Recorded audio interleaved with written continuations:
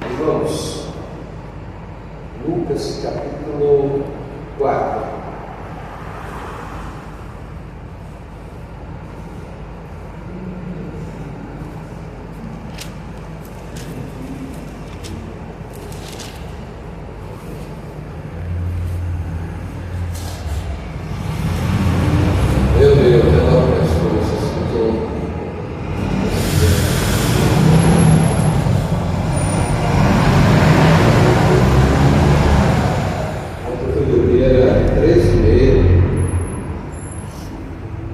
Meditando na palavra de Deus.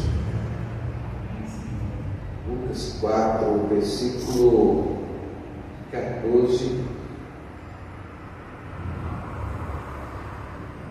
Aliás, versículo 16.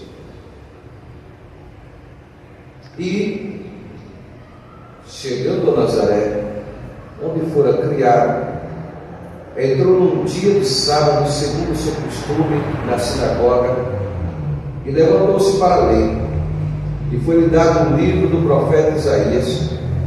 E quando abriu o livro, achou o lugar em que estava escrito: O Espírito do Senhor é sobre mim, pois que ele ungiu para evangelizar os pobres. Enviou-me a curar os quebrantados de coração, a pregar liberdade aos cativos e restauração da vida aos cegos, a pôr em liberdade os oprimidos e anunciar o ano aceitável do Senhor.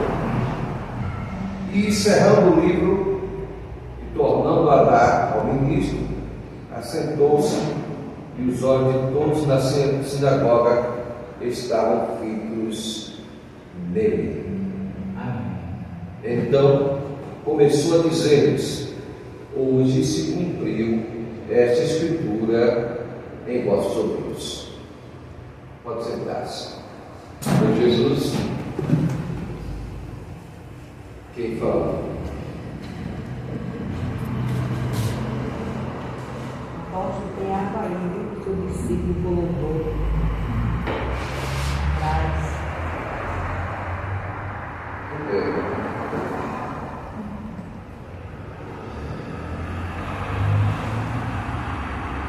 Irmãos, coisa boa é a gente estar na presença de Deus.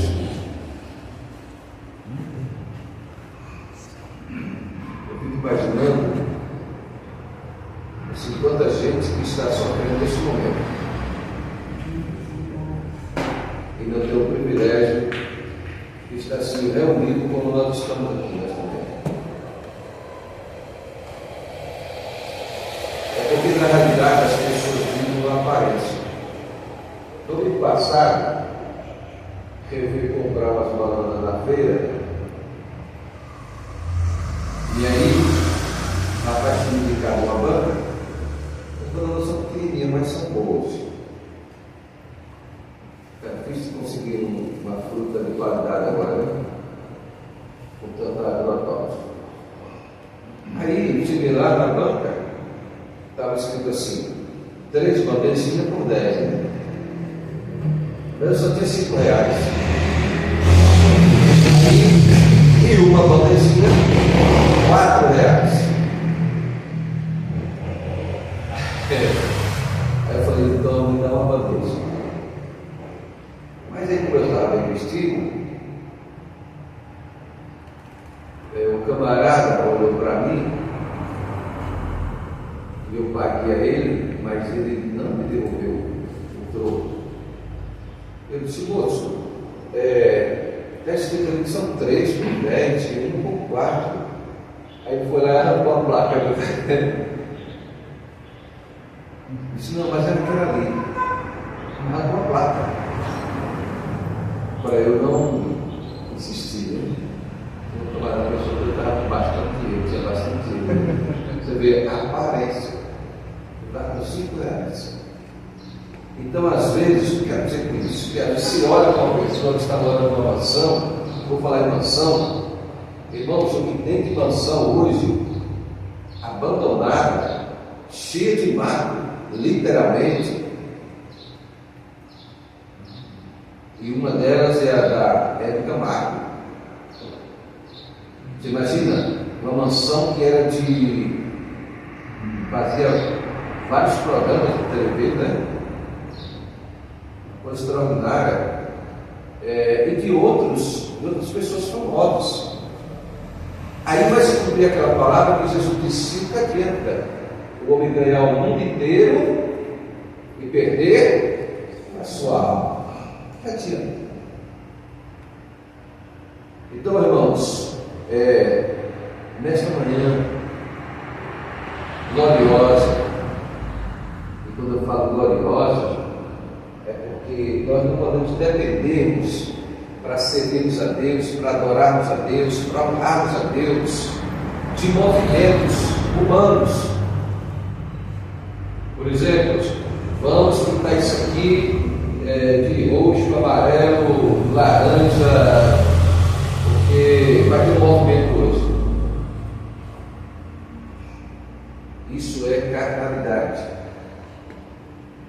O que nós precisamos é estarmos com os nossos corações puros diante de Deus, sendo sinceros, verdadeiros, e o Espírito de Deus usar nossas vidas, e sermos cheios do Espírito Santo, porque quando nós somos cheios do Espírito Santo e damos lugar a Deus, é Ele, o Espírito Santo, que vai atrair as pessoas, e não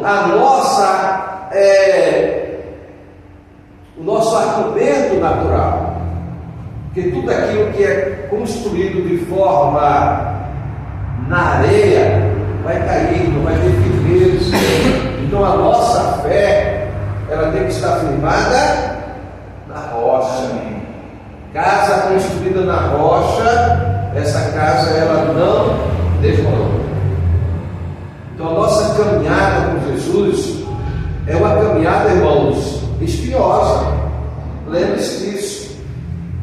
Quando Jesus declarou dizendo assim: a porta é estreita e o caminho é apertado. Então o que ele está dizendo para nós? Que para entrar nessa porta requer deixar do lado de fora muita bagagem. Qual é a bagagem? Aquela bagagem que vem do mundo, a maldade, a malícia, o orgulho, a soberba, a vaidade, a intransigência. Então, o medo, a insegurança, tudo aquilo que é colocado no mundo e prende as pessoas, para entrar nessa porta requer renúncia.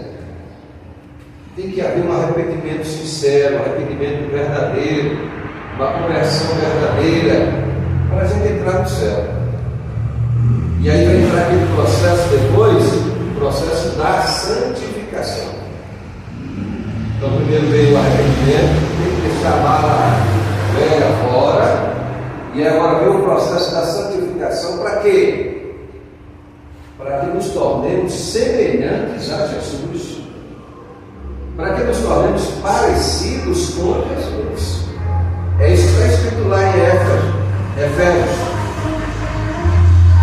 que nós temos que chegarmos à plenitude de Cristo. A plenitude de Cristo. Verso capítulo 4 está escrito. Então, irmãos, fazendo essa introdução, o tema da mensagem de hoje é o propósito do ministério de Jesus. O propósito do ministério de Jesus. E nós lemos aqui alguns versículos desse capítulo, mas antes de Jesus chegar em Nazaré, Jesus chega primeiro a Galiléia. Mas ele estava vindo de onde? De onde? Ele estava vindo de um momento de prova. Ele tinha ido para o deserto, conduzido pelo Espírito Santo. Olha, conduzido pelo Espírito Santo. Foi Satanás que levou ele lá. Tem gente que passa a prova porque está dando lugar ao diabo, né? Mas Jesus foi conduzido pelo Espírito Santo para ser tentado, meu Deus, para ser provado. O bispo ministrou aqui semana passada que para a gente ser aprovado, a gente tem que passar em uma prova, para depois dessa prova receber uma nota de aprovação e reprovado. Foi isso que foi ministrado na semana passada. Então Jesus, ele foi aprovado depois que passou pelo deserto, depois que ele passou pelas tentações. Imagina 40 dias jejuando, orando, e Satanás lá todos os dias, bestas feras, como diz a Bíblia, registra bestas feras. E essas bestas feras são tipo de demônios atacando. São classes de demônios, como diz o Salmo 91. Então Jesus passou 40 dias sendo atacado constantemente, até ser aprovado. Então depois que ele é aprovado, agora ele vem para Galileia, e agora ele começa a pregar, e a fama de Jesus começou a correr em todas as cidades. E as pessoas pensam que Jesus era um camarada assim, fraquinho, frágil, um negocinho pobre. Para começar, Jesus não era pobre. Mas a Bíblia está dizendo que Jesus não tinha o arrepio na cabeça. Sim. Jesus não tinha o arrepio na cabeça, não significa dizer que Jesus era pobre. Jesus era o quê? Arrepio na cabeça porque ele não tinha pousada certa. Você imagina, falta pão, aí Jesus diz: o que é que você tem aí? Aí o rapaz se aproxima, temos aqui 5 peixinhos, 5 pães, 2 peixinhos. Manda sentar aí todo mundo. E Jesus multiplica. Isso é o que, irmãos? É pobreza, Isso é riqueza. Aí quando nós vamos para 2 Coríntios capítulo 8, versículo 9, está escrito assim: que Jesus se fez pobre. Mas Jesus não era pobre. Jesus se fez pobre. Para quê? Para que nós nos tornássemos ricos. E quando ele está falando de riqueza, irmãos, ele está falando de riqueza espiritual e ele também está falando de riqueza material. Nós estávamos ministrando aqui uns dias atrás, mostrando para receber a comitiva de Jesus na sua casa. Você imagina, só discípulos eram 12, com Jesus 13. E as mulheres, se mais alguém que ia ser convidado, E aqueles que vão ser convidados. E o que acontece?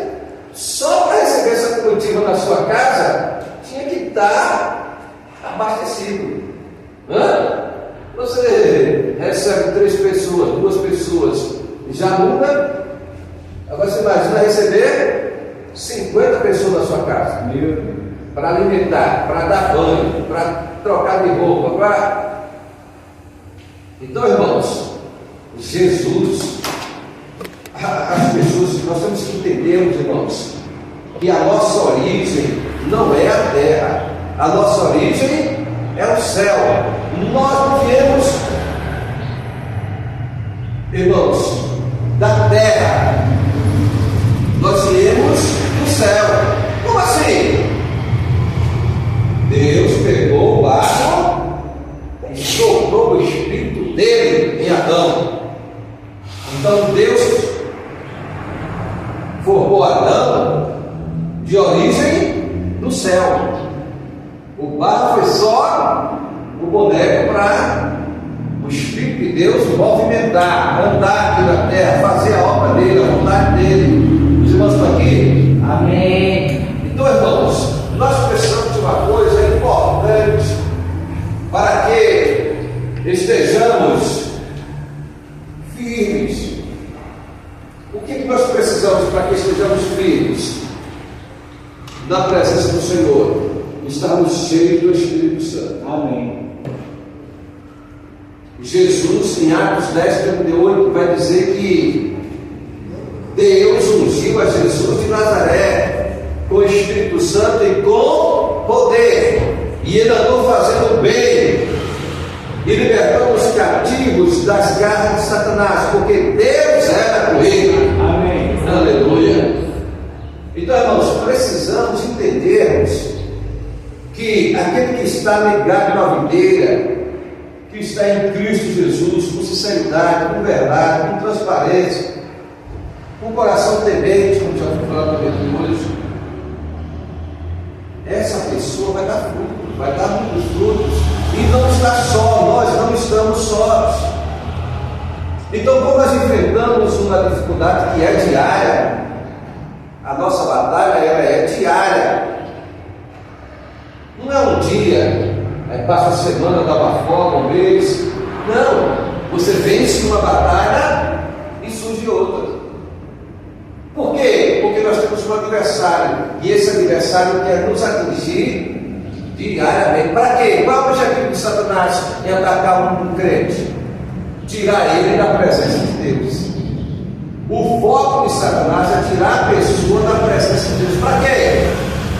Para que ele possa conduzir para o inferno, para o Hades, para o lago de fogo. Como você quer entender? Que agora existe tanta distorção, né? Estão arrumando até corpo de bombeiro para o inferno, para falar isso tudo bonitinho. Então veja bem, irmãos, é a nova teologia. Então veja bem. Então o foco de Satanás é querer lançar ataques contra o cristão verdadeiro, para que ele venha se desestimular, venha se desgostar. Eu passei a servir a Jesus e as coisas ficaram mais difíceis. E justamente porque eu passei a servir a Jesus quando ficaram difíceis? Para que eu passe agora a depender de Deus, confiar em Deus, crer de fato e verdade em Deus. Porque se nós cremos de fato e verdade, Deus entra com providência. Mas lembrando que não estamos livres das provas, não estamos livres das aflições. É por isso que nós precisamos estarmos sendo alimentados da palavra. Quem é que alimenta o nosso espírito? É a palavra de Deus. Então, irmãos, Jesus venceu a Satanás lá no deserto, mas também Jesus venceu a Satanás na cruz do Calvário, quando ele foi levado até a cruz para morrer por nós. Ele também venceu. Jesus também venceu a morte. Aleluia. Jesus ressuscitou, irmãos. E Jesus ressuscitou para quê? Para que a nossa fé seja uma fé alicerçada nele. Amém. Para quando vier o desânimo, quando vier o abatimento, quando vier a tristeza, quando vier a angústia, nós clamamos a Jesus e Ele como nosso Senhor, como nosso Salvador, como nosso Rei, como nosso advogado, como nosso intercessor. Olha lá no céu, ei, estou vendo aí você, meu filho, de joelho, estou vendo aí você, minha filha, de joelho, me buscando. Anjo, vem cá, vai lá, leva a bênção que ela está precisando. Meu Deus, glória. Aleluia. Deus não mudou, irmãos. Pô, isso está falando o quê? Isso é utopia? Eu não estou falando de utopia. Eu estou falando do cuidado de Deus para conosco. Elias estava lá no deserto.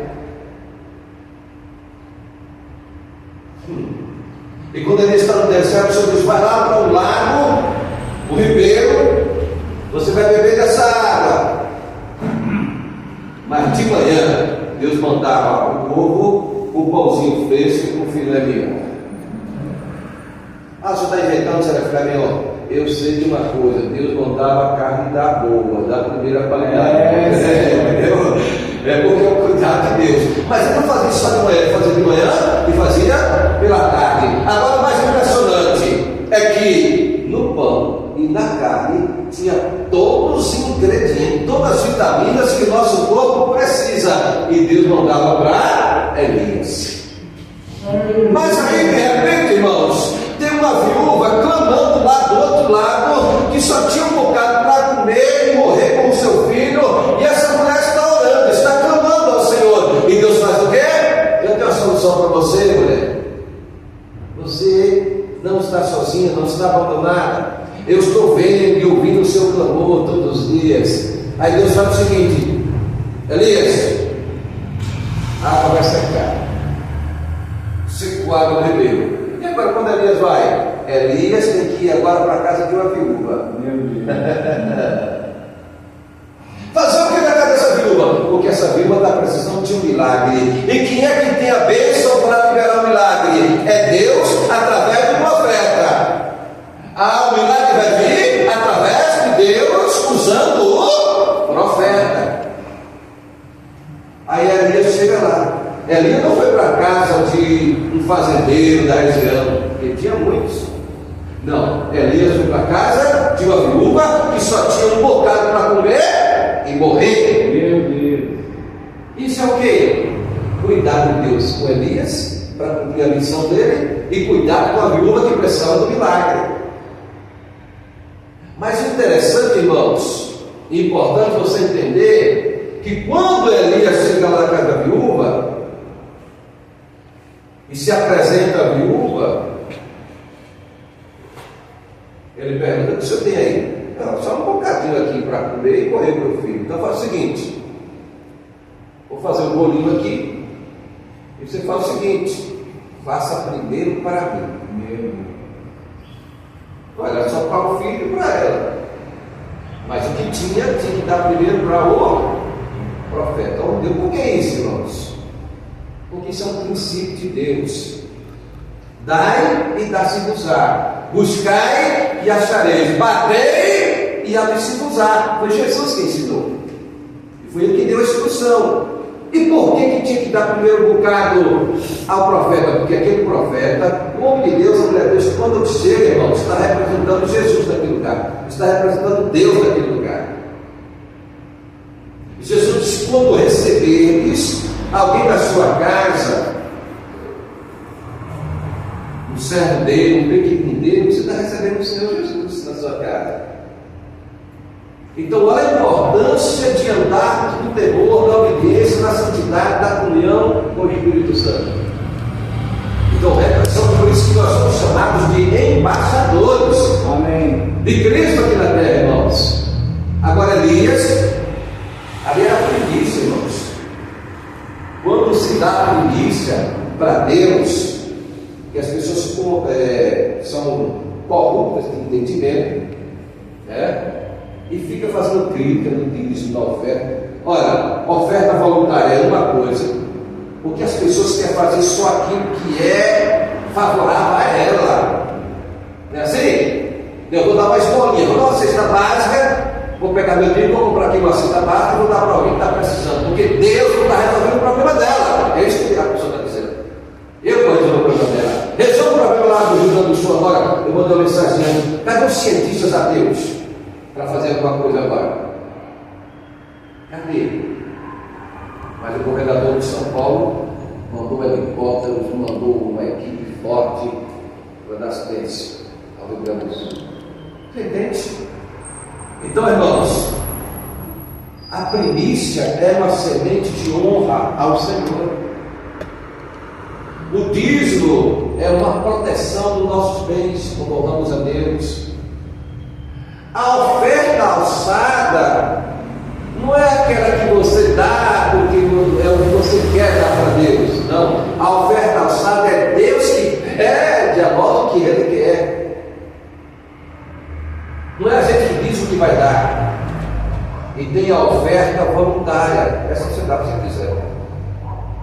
É segundo o seu coração. É diferente. E tem ainda mais o voto.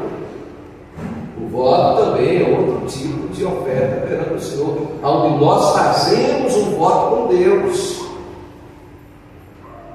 Senhor, eu estou aqui nessa situação, mas eu vou fazer um voto assim como Jacó fez. Jacó estava indo, fugindo, como a pastora pregou toda sexta-feira, e o que acontece? Diante daquela aflição, o travesseiro dele era uma pedra, estava tão cansado. Essa pessoa estava lá de dormir, com a cabeça em cima de uma pedra, é muito cansaço, né? E conforme a pastora falou, era 700 quilômetros que ele iria viajar, fugindo para a terra de Tiro, Labão. 700 quilômetros, vai daqui para BH. 700 quilômetros, quase. Então a gente ele levou 30 dias de caminhada para chegar lá. Imagina. Mas ele disse: se o Senhor for comigo e me levar nessa jornada em paz e me trouxer parte de tudo que o Senhor me der, eu darei o dízimo. Aleluia. Eu vou devolver para o Senhor. E aí vem os gritos terríveis também dizendo: dízimo era alimento. Existia 3 tipos de dízimo, irmãos. Vou explicar sobre isso agora. Existe um tipo de alimento também, um tipo de alimento. Mas quando nós vamos para a palavra, examinar as escrituras, você vai ver que a casa do tesouro não recebia alimento, não recebia era prata e ouro, irmãos. Quando o rei de Jorão fez acordo para o rei da Síria não invadir lá em Judá, ele pegou todo o tesouro da casa do Senhor, esquerda de onde? Das contribuições do povo, tudo bem para a casa de Deus. Eu estou dando só uma pinceladazinha, porque esse não é o assunto principal aqui desta manhã. O tema principal desta manhã é o propósito do ministério de Jesus. Não que esses assuntos não sejam relevantes, são relevantes sim. Eu estou dando uma pincelada. Então Jesus agora está em Nazaré, e ele, ao chegar em Nazaré, entrou numa sinagoga, e ele levantou-se para ler a palavra de Deus com reverência. Cada um tem que criar hoje o seu costume, a sua ideia. Não, eu leio a Bíblia do jeito que eu quiser. Você faz o que você quiser. Também você vai ter a colheita do jeito que você está contando. É livre, né? Mas Jesus levantou-se para ler a palavra. E o assistente veio e trouxe o pergaminho, porque era feito do couro, para ele ler. Ele abriu o pergaminho, e quando ele abriu, aí está aqui o versículo 18, irmãos: o Espírito do Senhor está sobre mim. Ele abriu no livro do profeta Isaías. E é isso que eu quero que você entenda neste momento. O Espírito do Senhor é sobre mim. Para quê? Para que Deus deu o Espírito Santo a Jesus? Primeiro, porque Jesus era homem que não foi gerado do pecado, homem que seria o Cordeiro de Deus para sacrificar em favor da humanidade e reconduzir o ser humano a Deus, ao seu Criador. Então o Espírito do Senhor é sobre mim. Ele me ungiu para quê? Para que Jesus recebeu a unção do Espírito Santo? E para que nós recebemos a unção do Espírito Santo? Para que nós somos salvos? Aí o texto vai dizer que ele foi ungido para evangelizar os povos. Para evangelizar os povos. Mas quando se fala de pobre, irmãos, existe o pobre de recursos financeiros, mas existe o pobre espiritual. Porque se fosse assim, o rico não seria salvo. Então tem pobre que ele é terrível, é um coração duro, é um coração avarento, é um coração miserável, pobre. Assim como tem também o rico miserável, coração duro, avarento. Ele só pensa em ganhar, e depois, no final, perde tudo. E o Deus usando, o Espírito Santo usando o Tiago, o apóstolo Tiago, ele vai dizer isso.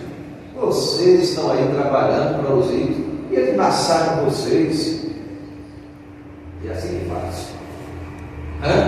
Então existe o pobre espiritual, tanto pobre financeiramente, como pobre também espiritualmente. Então o que Jesus quer? Que haja um quebrantamento nos corações, para que a palavra de Deus possa penetrar e alcançar aquela vida, salvar ele. Então a unção foi dada a Jesus para quê? Para pregar o Evangelho aos pobres de espírito. Logicamente que são alcançados pobres de recursos e também são alcançados ricos que têm recursos, mas no final ele é pobre espiritualmente. É uma alma cansada, é uma alma aflita, é uma alma que está separada de Deus, porque o pecado fez essa separação. Então Deus ungiu a Jesus para evangelizar, para pregar aos pobres. Esse é o primeiro ponto. Segundo ponto, para pregar o Evangelho aos necessitados. Irmão, quando a Bíblia diz assim, não deis pérolas aos pobres, é para não ficar insistindo com gente que não quer nada, que despreza, que zomba de Deus, zomba de Jesus, zomba da palavra. Esse é o chamado que escarnecedor. Então Jesus veio para pregar aos necessitados. Então quando Jesus passava, a manifestação do poder de Deus acontecia, porque ele veio implantar o reino de Deus nos corações. E quando o reino de Deus chega, ele chega com poder, ele chega com os milagres, ele chega com as curas, ele chega com a libertação. Os demônios são expulsos, os enfermos são curados, os cegos veem. Amém. Chegou o reino de Deus. Amém. Isso não mudou não, irmãos. Só aumentou a população mundial, mas a necessidade da alma do ser humano continua a mesma. É por isso que a igreja existe, e nós temos essa responsabilidade de quê? Pregar o Evangelho aos pobres, pregar o Evangelho aos necessitados, pregar o Evangelho aos humildes. Quem é humilde? É aquele que inclina o seu ouvido para ouvir a palavra, que se volta para Deus. Esse é o humilde. O soberbo, o arrogante, o vaidoso, ele dá as costas. E a gente, às vezes, você quer adular o pecador. O pecador não é para ser adulado, não, irmãos. O pecador é para ouvir o Evangelho de Jesus Cristo, o Evangelho que é o poder de Deus, o Evangelho que liberta, que cura, que transforma, que restaura. É a pessoa que precisa ser transformada. Ela que precisa de salvação, e só há salvação em Jesus Cristo. Apesar das milhares de religiões que existem no mundo, mas só existe um caminho que leva o ser humano a Deus, é Jesus Cristo. Então ele foi ungido para pregar aos humildes, foi ungido para pregar aos abatidos de espírito. O abatido de espírito é uma terra fértil para receber a palavra de Deus. Amém. É esse que nós precisamos alcançar.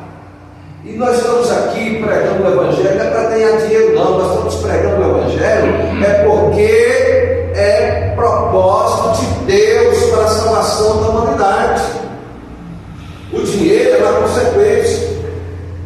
As pessoas ficam brigando que não precisa de templo. Lógico que você vai precisar de templo. Jesus usou, no momento que Jesus veio pregar o Evangelho, plantar o reino de Deus, ele sempre usou os templos.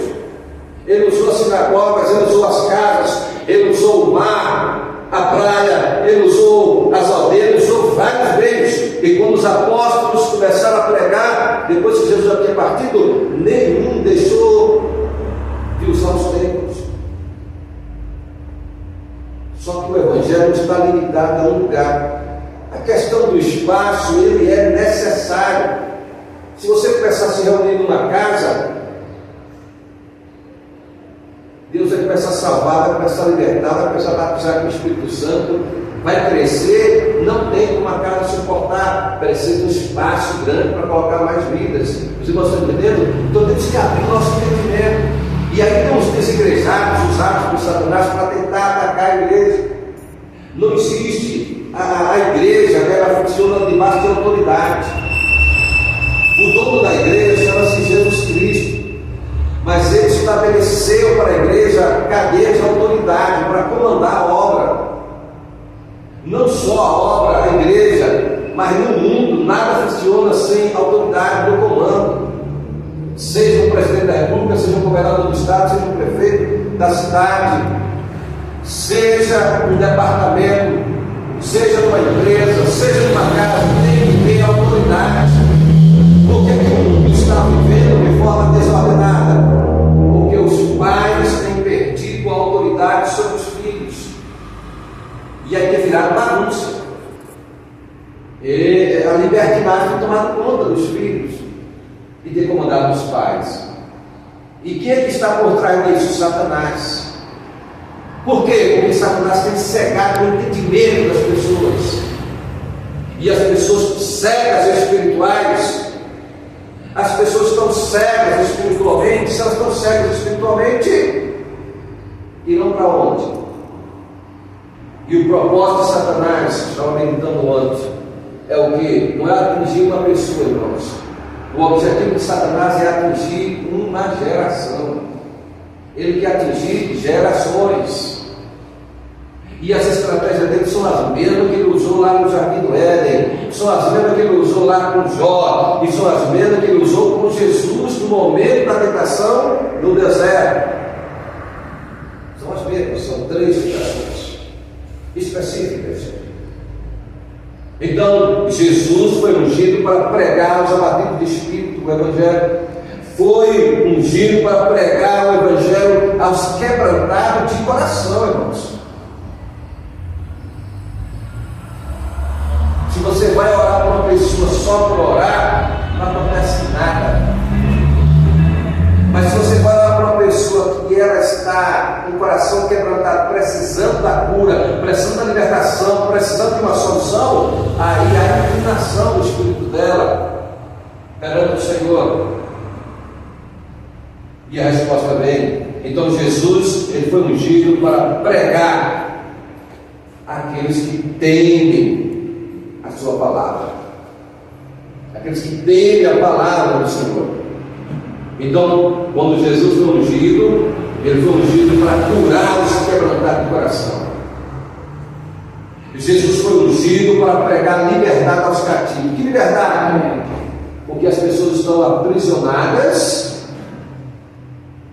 no mundo, no reino de Satanás, nas trevas. Então, como eles não. Aí Jesus chega, o Evangelho chega o quê? Quebra as cadeias, as correntes, abre a visão da pessoa, o entendimento da pessoa, e ela sai das trevas e vem para a luz. Por que ninguém pode parar a igreja? Pode aparecer o crítico que for, e o que tem aparecido de gente intelectualizada, criticando a igreja, criticando o pastor, mas não para. Por quê? Porque a igreja é conduzida pelo Espírito Santo. Amém. Deus tem um objetivo, um propósito de salvar vidas. Então não é um raciocínio lógico, um entendimento lógico que vai impedir o crescimento da igreja. A igreja é o corpo de Cristo espalhado no mundo, não é no lugar. Apesar de que tem os donos aí, os proprietários, mas o Senhor cobra deles. Tudo que o ser humano faz, nós temos uma cobrança. Então o diabo, ele cegou as pessoas espiritualmente, foram cegadas pelo mundo e por Satanás. Para que isso? Para eles não enxergarem a verdade das boas novas. Quem é as boas novas? O Evangelho. Amém. O Evangelho é as boas novas. Mas as cadeias têm que ser quebradas. Se as cadeias não forem quebradas, aquela pessoa não é liberta. E para isso nós precisamos de quem? Do Espírito Santo. Amém. E o outro ponto aqui importante é proclamar o tempo da verdadeira verdade, liberdade e salvação do domínio de Satanás, do pecado, do medo e da morte. A verdade do Evangelho vai atingir essas 4 áreas. Vai derrubar o domínio de Satanás das pessoas que sabem as fortalezas que são criadas nas mentes. Por exemplo, a música mundana era um instrumento de Satanás para aprisionar pessoas. Teve um camarada aí, Fernandinho, cantor, estava dizendo o seguinte: foi atender uma pessoa e o camarada perguntou para ele: eu posso ouvir como crente música mundana? Aí ele falou: por que você está perguntando isso aí?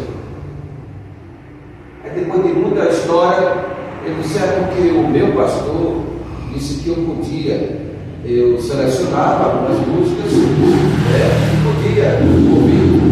Aí essa pessoa que fez isso, toda vez que ele ouvia a música mundana, o diabo trabalhava em uma área da vida dele para atingir. Todas as vezes que ele ouvia. Você está entendendo? Então são conselhos que não são da parte de Deus, são conselhos que são da parte do maligno. Quem foi que usou esse líder? O diabo. O diabo. E o diabo pode usar o pastor? Pode, desde quando ele dê lugar. E o Fernando disse: olha, você não deve. Então a música é um sistema, irmão, ele vai atuar onde? Na mente. Você veja bem, na minha mente tem.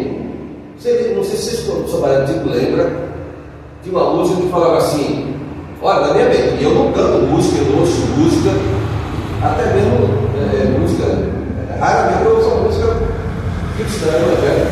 Quando está tocando, adorando o Senhor, mas não sei nenhuma música, só sei um pedacinho. Mas olha, tinha uma música mundana da minha adolescência, mas está aqui gravada ainda. Aí eu não sei nem mais quem é o nome do cantor, mas ela diz assim: não se vá. Você imagina? Eu nem lembro mais quem é o indivíduo do cantor, mas olha, está gravada. Agora você imagina se a minha mente não fosse de Jesus, se o meu corpo não fosse de Jesus, há 40 anos. Olha, 40 anos tem que eu sigo ao Senhor Jesus. E está aqui. E aí, abundância, sangue de Jesus tem poder. Agora você imagina uma música de rock, uma música que tem uma mensagem diabólica lá na mente da pessoa. Você está entendendo? Então, isso é o que? Um sistema que Satanás tem no domínio. Então, só quando a pessoa realmente recebe Jesus Cristo de fato a verdade é que ela é eliminada da vida dele. Como nós temos a mente fértil, não vai esquecer, mas vai morrer. O que é que a gente faz? Mortifica, não canta mais, não atua mais, porque agora recebemos a nova natureza, a natureza de Cristo. Amém, irmãos? Finalizando, irmãos, restauração da vista aos órgãos cegos, pôr em liberdade os oprimidos e anunciar o ano aceitável do Senhor. Então, irmãos, a igreja tem a responsabilidade da evangelização. A gente não pode ficar preso. Se for um grupo evangelizar, aí eu vou com ele. E se não tiver um grupo, eu não vou evangelizar. Não é assim que funciona, não, irmãos. Todos os dias eu tenho um compromisso. Todos os dias eu atendo pessoas. Todos os dias eu visito pessoas, praticamente. Todos os dias. Quando não é fisicamente, é por telefone, acompanhando alguém. Então, nós precisamos agirmos levando a palavra de Deus, porque o mundo está mal. E vai ser de mal a pior. E chegará o dia do juízo da grande tribulação. E aí a situação será mais complicada ainda. Então, para concluir, para fazermos assim, precisamos estar profundamente conscientes da extrema necessidade e miséria da raça humana, resultado do pecado e do poder de Satanás.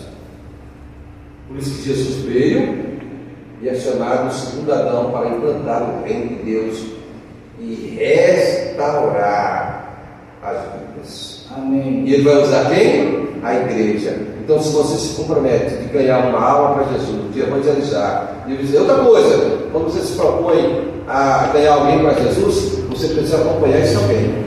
Você precisa orar por esse alguém. Você precisa ir até esse alguém, porque o diabo não quer que ele saia das trevas.